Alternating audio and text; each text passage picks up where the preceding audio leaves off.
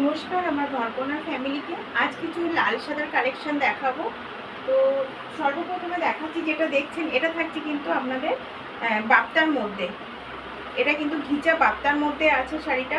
দেখুন একদম শাড়িটা দেখুন, এইভাবে আপনাদেরকে রোল করে দেখালাম, তার মানে কতটা সফট হতে পারে শাড়িটা।